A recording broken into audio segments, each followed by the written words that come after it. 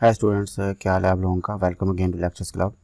आज हमारा टॉपिक है हुआ जनाब ब्लॉग मेंटेनेंस एंड डेवलपमेंट। जो ब्लॉग मेंटेनेंस एंड डेवलपमेंट है, इस तरह की जॉब्स बहुत ज़्यादा जो है डिजिटल मार्केटिंग में आपको मिलेंगी। इसमें आपको कोई कंपनी का ब्लॉग होगा या कंपनी के वेबसाइट के ऊपर कुछ आर्टिकल्स होंगे जो कि आपको लिखने होंगे और उनको मेंटेन करना होगा और ब्लॉग्स नए नए क्रिएट करने होंगे। तो जो आज का क्राइटेरिया है हमारा, यानी कि जो की पॉइंट्स टू डिस्कस हैं आज हमारे, उसमें एक तो हम देखेंगे कि जनाब ब्लॉग बेसिकली होता क्या है और ब्लॉग कैसे क्रिएट किया जाता है और एक अच्छे ब्लॉग में क्या क्या चीज़ें होनी चाहिए और एक अच्छे ब्लॉगर के अंदर क्या क्या हैबिट्स होनी चाहिए और क्या क्या उसके अंदर स्किल्स होने चाहिए ताकि वो एक अच्छा ब्लॉग जो है वो लिख सके। चलिए आज का लेक्चर जो है वो स्टार्ट करते हैं।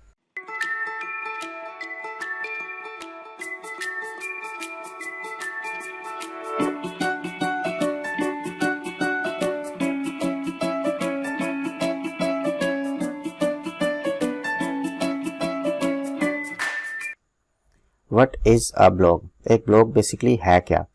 ब्लॉग जो है basically a regularly updated website or web page, typically one run by an individual or small group that is written in an informal or controversial style, conversational style.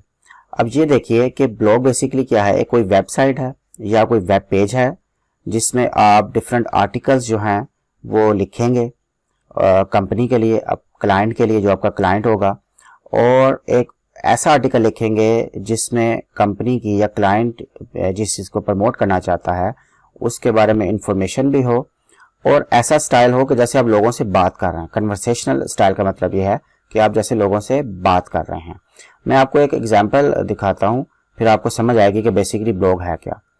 अगर आप visit करें Microsoft की website, ये Microsoft Pakistan की website है, अगर आप इसके ऊपर गौर करें तो डिफरेंट माइक्रोसॉफ्ट ने अपने डिफरेंट प्रोडक्ट्स के हवाले से यहाँ पर ब्लॉग्स लिखे हुए हैं। जैसे यहाँ पर देखें माइक्रोसॉफ्ट टीम्स के हवाले से उन्होंने एक पूरा आर्टिकल लिखा हुआ है, माइक्रोसॉफ्ट एज के हवाले से उन्होंने एक आर्टिकल लिखा हुआ है, माइक्रोसॉफ्ट वन ड्राइव के हवाले से उन्होंने एक आर्टिकल लिखा हुआ है। तो आप इस तरह के आर्टिकल जो हैं वो कंपनी के लिए जो या अपने क्लाइंट के लिए जो है वो उसके डिफरेंट प्रोडक्ट्स के हवाले से वो आर्टिकल आप लिखेंगे। जैसे यहाँ पर देखें, मैंने क्लिक किया तो एक इन्फॉर्मेशन सी खुल गई है उस प्रोडक्ट के हवाले से, वन ड्राइव के हवाले से। अब ये तो सिंपल एक ब्लॉग्स की आपको जो है वो एक एग्जांपल नज़र आ गई। यहाँ पर सिंपल देखें, यहाँ पर एक वेबसाइट है या डोमेन है dmarket.blogspot.com। यहाँ पर डिजिटल मार्केटिंग के हवाले से कुछ ब्लॉग्स लिखे हुए हैं। तो ये सारे वो ब्लॉग्स हैं जो लोग लिखते हैं। अब ब्लॉग्स जो हैं उसमें इंफॉर्मेटिव होने चाहिए, यानी कि लोगों को इन्फॉर्मेशन भी मिलनी चाहिए, और कन्वर्सेशनल स्टाइल, यानी कि इस तरह का होना चाहिए कि लोग जैसे उनको लग रहा हो किसी से बातचीत कर रहे हैं। अब ब्लॉग्स जो हैं इसमें जो है वो कैसे ब्लॉग क्रिएट किया जाता है। अब इसकी दो सूरत हाल हो सकती है, दो कंडीशन हो सकती है। नंबर एक कि कंपनी की कोई अपनी डोमेन हो, जैसे मैंने आपको माइक्रोसॉफ्ट जो है वो उसकी वेबसाइट दिखाई थी, कंपनी की अपनी डोमेन है। तो कंपनी को अपनी डोमेन में भी आपसे ब्लॉग लिखवा सकती है, यानी कि आपसे ब्लॉग लिखवाए और आपसे कहें कि हमारी वेबसाइट पर जाकर आप पोस्ट कर दें। उसके लिए वो सिंपल अपनी वेबसाइट के आपको एक्सेस दे देंगे, तो आप वहाँ पर जाकर एज ए गेस्ट ब्लॉगर या आप एज ए वहाँ पर जो है राइटर आप उनके ब्लॉग्स को पोस्ट कर सकेंगे, अपडेट कर सकेंगे, मेंटेन कर सकेंगे। दूसरा तरीका ये हो सकता है कि जो आपका क्लाइंट है या कंपनी है वो आपसे कहे कि जनाब ये हमारी प्रोडक्ट्स हैं, आप इनकी डिटेल है, आप इनको पढ़ें, समझें, हमारे से डिस्कस करें और इन्फॉर्मेशन लें और आप खुद ब्लॉग्स क्रिएट करें, ठीक है, और उनके बारे में उन ब्लॉग्स के अंदर हमारी प्रोडक्ट्स के वाले से लोगों को बताएं। अब उसमें डिफरेंट वेबसाइट्स जो हैं वो आपको पूरी दुनिया में मिल जाएंगी जहां पर आप जो है वो ब्लॉग्स क्रिएट कर सकते हैं। वो जो कौन कौन सी वेबसाइट्स हैं वो तो मैं डिटेल में नेक्स्ट लेक्चर में डिस्कस करूंगा। मैं आपको एग्जांपल लेता हूं blogger.com। blogger.com जो है गूगल की एक सर्विस है जहां पर आप फ्री में ब्लॉग्स क्रिएट कर सकते हैं। जितने ब्लॉग्स आप चाहें आप उतने ब्लॉग्स जो है वो क्रिएट कर सकते हैं और फ्री ऑफ कॉस्ट है। तो आप जहाँ पर पोस्ट करें और कंपनी के जो है ब्लॉग्स क्रिएट करें और जहाँ पर ब्लॉग्स आप लिखें। इसके अलावा और भी बहुत सी वेबसाइट्स हैं, मैं उन वेबसाइट्स के बारे में भी इंफॉर्मेशन आपको जो है वो नेक्स्ट लेक्चर में दूंगा और आपको नेक्स्ट लेक्चर बताऊंगा कि आप किस तरह से ब्लॉग क्रिएट कर सकते हैं।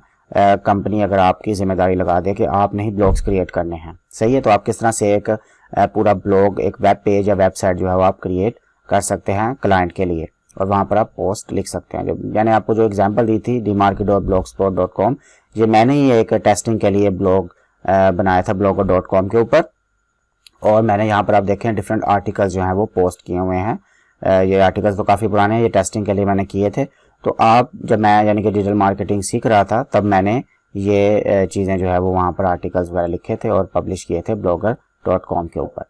तो इस तरह से ये किस तरह से मैंने बनाए थे या किस तरह से मैंने ये डोमेन बनाई थी और किस तरह से एक ब्लॉग बनाया जाता है blogger.com के ऊपर, ये मैं इंशाल्लाह आपको नेक्स्ट जो है वो लेक्चर में इसकी कंप्लीट जो है वो गाइडलाइन दूंगा। अब चलते हैं अब नेक्स्ट जो है पॉइंट की तरफ। अब एक अच्छे ब्लॉग में क्या क्या चीज़ें होनी चाहिए। सबसे पहली चीज़ तो यह है कि जो ब्लॉग है वो आपका काफ़ी इंफॉर्मेटिव और एंगेजिंग बॉडी वाला होना चाहिए, यानी कि जो भी आप ब्लॉग लिख रहे हैं उसमें लोगों के लिए इंफॉर्मेशन भी होनी चाहिए और इंगेजिंग कंटेंट भी होना चाहिए, यानी कि लोग जो हैं जुड़े रहें उस ब्लॉग के साथ पढ़ने के लिए। अगर मैंने अभी आपको जो माइक्रोसॉफ्ट का ब्लॉग दिखाया था, तो आप देखें यहाँ पर माइक्रोसॉफ्ट ने इंफॉर्मेशन भी दी हुई है और पिक्चर्स के साथ कुछ इंफॉर्मेशन दी हुई है ताकि लोगों को जो भी चाहिए वो यहाँ से रीड कर लें। ठीक है, तो ये देखें यहाँ पर इसने कुछ शेयर एंड कोलैबोरेट लिखा। इस तरह ये तो मैं एक एग्जांपल दे रहा हूँ आपको कि आपको आइडिया हो जाए कि एक ब्लॉग जो है वो कितना इंफॉर्मेटिव होना चाहिए और उसमें पिक्चर्स होनी चाहिए ताकि लोगों के लिए वो इंगेजिंग हो, लोग उसको पढ़ सकें। दूसरा जो उस ब्लॉग के अंदर होना चाहिए वो जनाब अपीलिंग ग्राफिक्स, यानी कि जो ग्राफिक्स हैं, पिक्चर्स वगैरह जो है बड़ी अपीलिंग होनी चाहिए। मैंने अभी आपको माइक्रोसॉफ्ट का जो एक छोटा सा ब्लॉग दिखाया था, उसमें माइक्रोसॉफ्ट में देखें कि पिक्चर्स जो है वो साथ में लगाई हुई थी, कॉन्टेक्स्ट वहाँ पे कम था और पिक्चर्स जो थी वो ज़्यादा थी। ये डिपेंड करता है कि आप किस तरह का ब्लॉग लिखते हैं। उनकी जो माइक्रोसॉफ्ट की रिक्वायरमेंट थी उन्होंने इस हिसाब से उसको डिज़ाइन किया, लेकिन बहुत से जगहों पर ऐसे होगा कि ग्राफिक्स कम होंगे और टेक्स्ट जो है वो ज़्यादा होगा। थर्ड जो चीज़ है बड़ी इंपॉर्टेंट है कि जो आप जो भी ब्लॉग लिखें या आर्टिकल लिखें उसमें एसईओ कीवर्ड जरूर होने चाहिए, सर्च इंजन ऑप्टिमाइजेशन के कीवर्ड्स लाजमी होने चाहिए। अगर आपको याद हो तो मैंने पिछले लेक्चर में आपको सर्च इंजन मार्केटिंग के हवाले से बताया था, उसमें मैंने एसईओ कीवर्ड्स का भी आपको हवाला दिया था। बेसिकली ये वो कीवर्ड्स हैं जो आप गूगल के ऊपर जो लोग सर्च करते हैं डिफरेंट प्रोडक्ट्स के बारे में, डिफरेंट चीज़ों के बारे में इंफॉर्मेशन लेने के लिए, या उनको जो भी मालूमात चाहिए वो गूगल पर आकर सर्च करते हैं।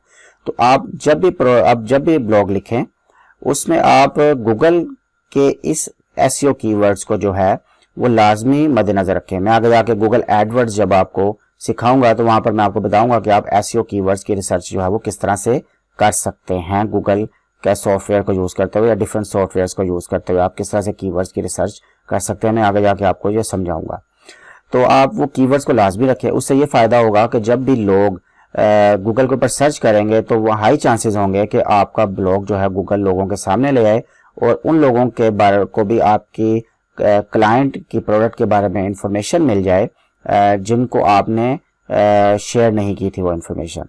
तो इस तरह से एक पूरी दुनिया में जो आपकी जो है वो ब्लॉग जो है वो जा सकता है जहां जहां भी लोग उसको सर्च कर रहे होंगे उन कीवर्ड्स को।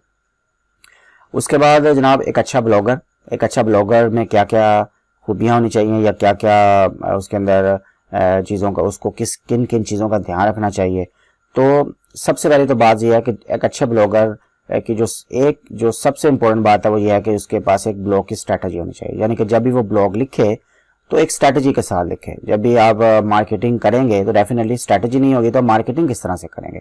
तो ब्लॉग आप लिखेंगे तो आपके पास एक स्ट्रैटेजी भी होनी चाहिए। रैंडमली आपने ब्लॉग्स नहीं लिखने कि आपने स्ट्रैटेजी एक बनानी है। तो ब्लॉग की स्ट्रैटेजी बनाते हुए किन चीज़ों को आपका ख्याल करना पड़ेगा।